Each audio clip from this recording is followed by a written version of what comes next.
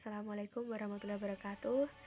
Hello everyone, my name is Lovlita Kiran Puspita, NIM 2061210444. And my friends are there: Muhammad Dedi 2061210161, Nuriana Nisha 2061210141, Esnan Yahya 2061210143. We are here to present the result of our discussion entitled Tone, Author's Intention, and Author's Attitude. Tone, Author's Intention, and Author's Attitude. Paying attention to the connotation of words is particularly important in helping you understand what is not explicitly stated in the text. It can help you understand the author's use of tone and mood, two very important aspects of writing that are normally implied rather than stated. Tone reflects the attitude the author takes toward the material. Tone can be light-hearted or angry, optimistic or pessimistic. Mood is the feeling surrounding the topic under discussion. Tone can provide a clue to the author's purpose. Tone refers to the author's attitude or feeling about the subject. Paragraph separate idea into logical, manageable chunk. One paragraph focuses on only one main idea and present coherent sentence to support that one point, because all the sentences in one paragraph support the same point. A paragraph may stand on its own, to create longer assignment, and to discuss more than one point. Writers group together paragraph. Three elements shape the content of each paragraph: purpose, the reason the writer composes the paragraph; tone, the attitude the writer conveys about the paragraph subject; audience, the individual or group whom the writer intends to address. The assignment: purpose, audience, and tone dictate what the paragraph covers and how it will support one main point. This section covers how purpose, audience, and tone affect reading and writing paragraph. Take a look at the comic strip as shown below. After reading it, why did the writer use the analogy? And just like that, the non-peak hour becomes the new peak hour. The writer is trying to be sarcastic because the early travel discount didn't solve the problem of overcrowding in the trains despite it is the non-peak hour. An author's tone is the voice or attitude toward the subject of the passage and is often directly related to the purpose.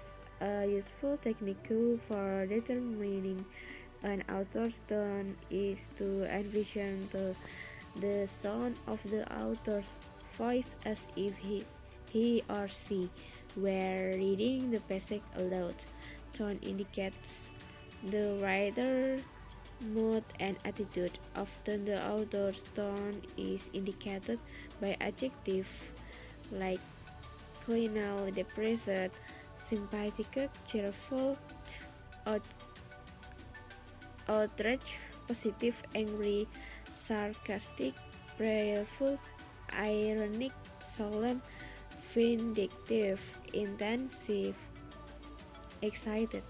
Other adjectives: speaker purpose: one, to inform, to persuade, to entertain, to interpret, to incline into action. Speaker tone: clinical, satirical, humorous, critical, sentimental, solemn, ironic. Okay, so now let's take a look at the first question on exercise 1. Direction: decide if the author employs certain tone. Number 1. Senator X is everything a statesperson should be. An eloquent speaker, she has the ability to choose the right word at the right moment. Filled with determination as she is, she will undoubtedly be elected governor. Dalam pernyataan ini, saya menyimpulkan bahwa autor menggunakan critical tone dengan konotasi yang positif. Hal ini terbukti dengan adanya adjektif positif yang digunakan penulis. Number 2. Senator X is a true politician. A smooth talker, she knows just what to say and when to say. Devoured by ambition as she is, she undoubtedly be elected governor. Pada nomor 2 memiliki tipe yang sama dengan pernyataan di nomor 1. Hanya saja bedanya critical tone ini berkonotasi negatif karena penggunaan kata devoured by ambition yang menggambarkan kesan negatif. Selanjutnya nomor 3. Untuk yang nomor 3 ini, menurut saya, autor menggunakan tone simpatik yang bisa dirasakan di seluruh kalimat yang ditulisnya, terutama pada bagian akhir kalimat, yaitu they will be returned to a life of misery and fear. Now let's move to exercise 2. Direction. Decide if the author employs certain tone. Number 1. Members of the union leadership met yesterday with management to debate what they called the union busting tactics of their employers. Dan selanjutnya. Dalam teks ini, saya menyimpulkan bahwa autor menggunakan tone sarkastik, yang mana ditandai dengan kalimat she was greeted with a prolonged silence that ended in catcalls and whistles on the part of the workers. Clearly, the audience was not pleased with her proposals. Jadi, saya menyimpulkan bahwa para audiens tidak menghormati sang presentator dan cenderung terkesan mengejek. Nomor 2. Recently, several hundred psychiatrists met to debate whether or not homosexuality should be deleted from the standard list of mental illness. Dalam pernyataan ini, autor menggunakan kata-kata yang terkesan formal dan serius dalam tulisannya. So for me, the best possible answer is solemn tone. These terrorists should have been executed a long time ago. They are evil. They killed innocent people for the sake of their misguided beliefs. They use religion to lash out their hate on humanity. Is answer yes, because there are words serious and ironic. Next, the defendant is accused of serving liquor to those under the age of 18, thereby contributing to the delinquency of minors. Yet this is a man with 2 children of his own, a family man who has worked hard for over 20 years to earn a decent living. Only by the sweat of his brow has the manager to put enough bread on the table to feed those hungry mouths. Is answer there are words sarcasm and condensation. Pesequan, paying the slave code, it was unflaw for a slave to go beyond the limits of his own neighborhood without written permission from his master. Douglas could not ride past himself if he knew how his master kept a shipyard, and in this and neighboring establishment of the same kind the boy spent much of his time. He noticed that the carpenter After dressing pieces of timber, marked them with certain letters to indicate their position in the vessel. By asking questions of the workmen, he learned the names of these letters and their significance. In time, he learned to write, and thus again demonstrated the power of the mind to overleap the bonds that mean set for it.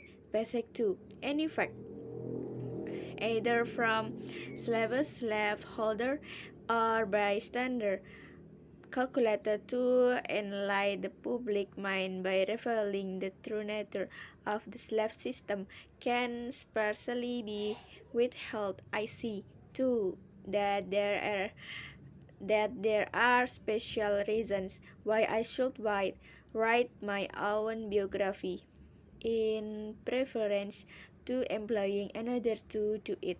Not only is slavery unreal, but unfortunately the enslaved people are also on trial. It is alleged that they are naturally inferior, that they are so low in the scale of humanity and so utterly stupid that they are unconscious of their wrongs and don't apprehend their right.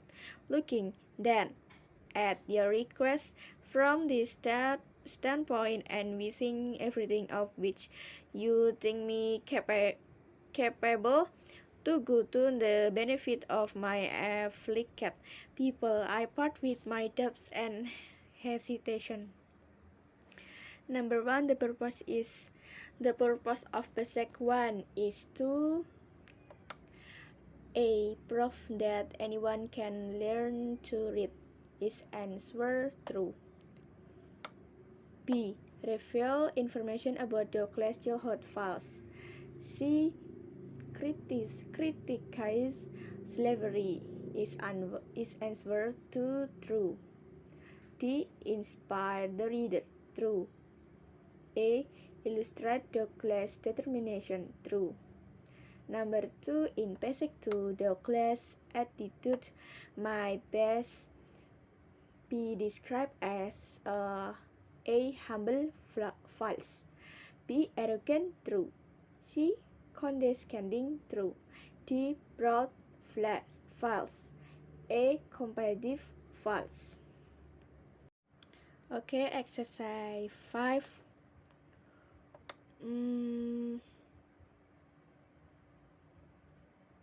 The purpose of this reading is to A. Tell reader about some of the engendered sites identified by the World Monument Fund. Is answer architectural and cultural sites that are threatened with extinction by various man-made threats, such as uncontrolled tourist urban development, global warming, and war. B. Persuade readers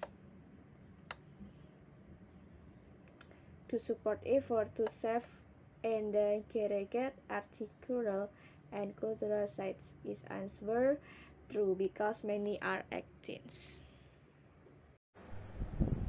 Selanjutnya nomor 2. The tone of this reading is, tone dari bacaan di atas adalah. Untuk menentukan tone, mari kita baca ulang teks di atas. Teks ini memberitakan tentang WMF yang membuat daftar bangunan paling terancam punah dari seluruh dunia, yang penyebab utamanya adalah tangan manusia, seperti pariwisata yang berlebihan, global warming, dan perang. Dari penggunaan kata dan sifat kalimat, saya menyimpulkan bahwa bacaan ini menggunakan tone objektif. Sebenarnya saya memiliki dua kemungkinan jawaban. Yang pertama adalah alarm. Karena dari bacaan ini saya menyimpulkan bahwa autor membuat bacaan ini untuk memberitakan tentang berbagai situs dunia yang sudah terancam punah. Tetapi sayangnya, dalam bacaan ini saya tidak menemukan kata-kata yang menggambarkan kekhawatiran. Jadi saya lebih condong untuk memilih C, objektif. So for me, the best possible answer is C. Next, number 3. An important clue to the tone and purpose of the reading is, seperti yang saya jelaskan tadi, menurut saya tone dari bacaan ini adalah objektif, yang mana berarti strict atau lurus lempeng menjabarkan informasi dan data yang sebenarnya tanpa tambahan kata-kata emosional lainnya. Jadi, menurut saya, the best possible answer is B, the use of language that does not play on the reader's emotions. Selanjutnya kita beralih ke soal berikutnya. Ini beda bacaan. Soalnya, the purpose of this passage is to. Tujuan dari bacaan di atas adalah, jika kita baca, tujuan dari bacaan di atas ini berisi tentang alasan mengapa anak yang umurnya di bawah 5 tahun belum cocok untuk memasuki kindergarten atau taman kanak-kanak.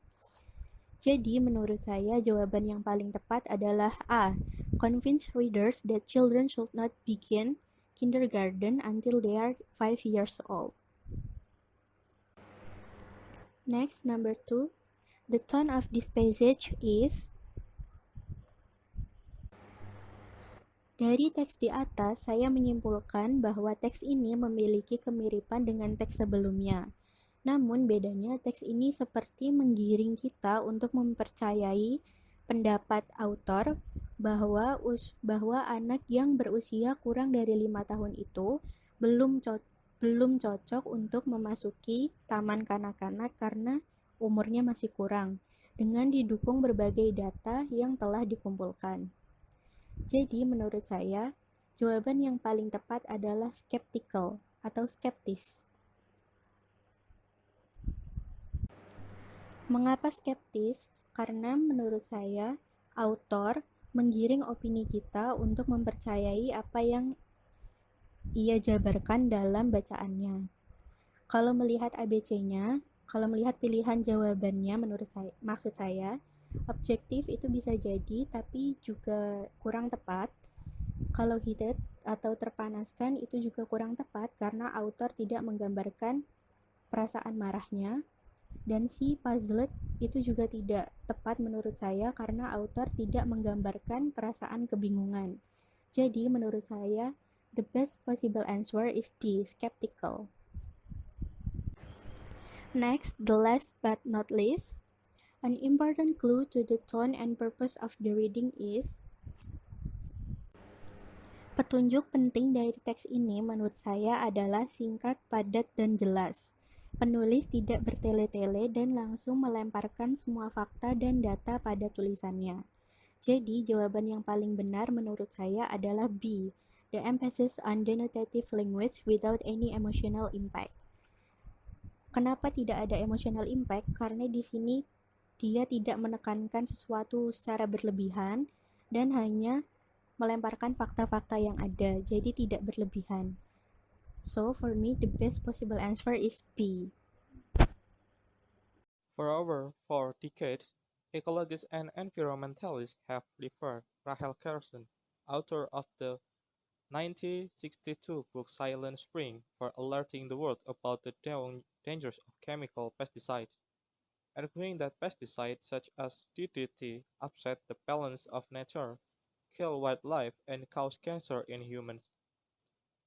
Carson instigated a widespread chemophobia that culminated in a ban on the use of DDT.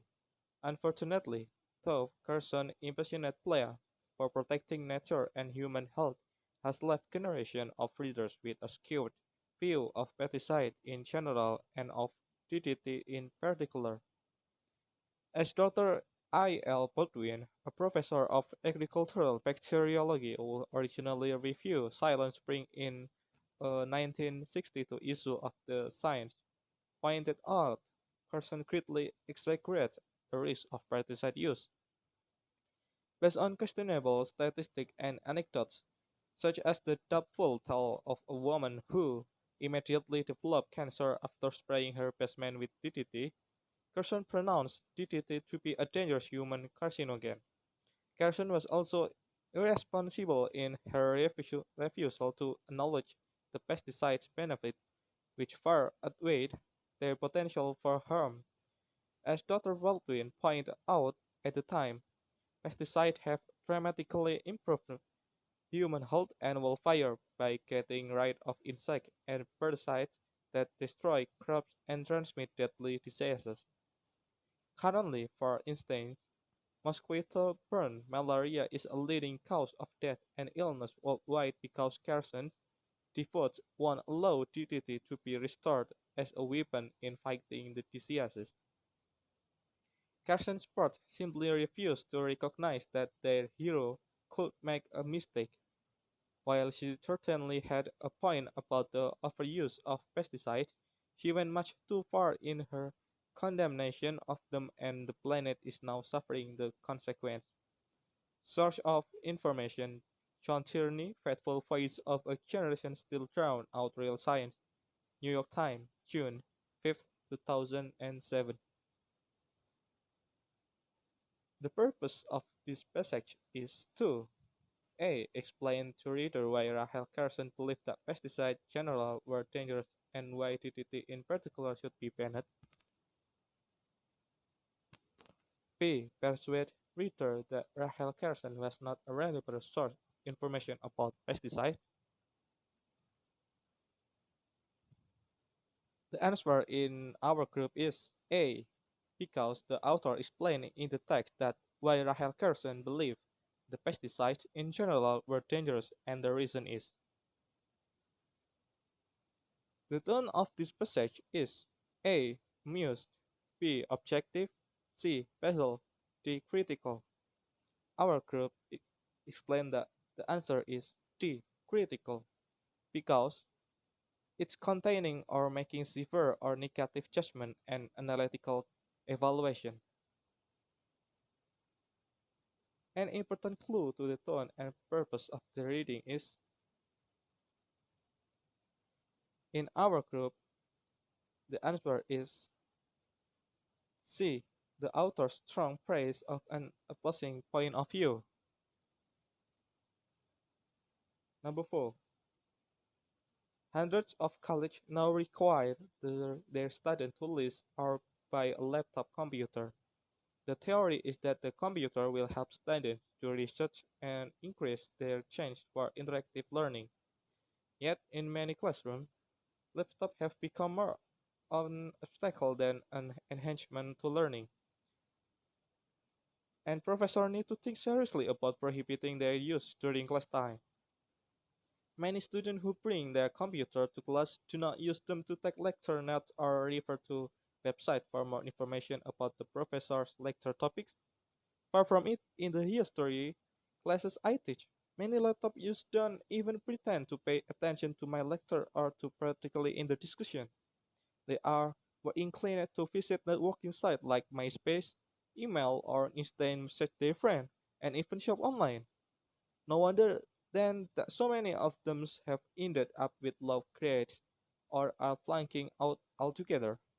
Many of these some kids no longer know how to produce an original thought on their own. Ask them a question and they search in the internet rather than think. For me, this was the last straw. Laptop like a cell phones have no place in my classroom until someone can prove to me that they really are the great boon for education I have been promised. The purpose of this reading is to A. Describe how laptop computers are actually used in the classroom. B.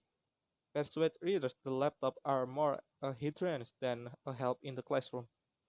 In our group, answer is B. Because in the text, the author explained that the laptop are not used properly in the professor classroom learning. The tone of this reading is A. Comical, B. Annoyed, C. Objective, D. Puzzled. In our group, answer is B. Annoyed, because the authors expressing annoyance and indignation from the text. It is our discussion about this presentation. Thank you for your attention. Wassalamualaikum warahmatullahi wabarakatuh.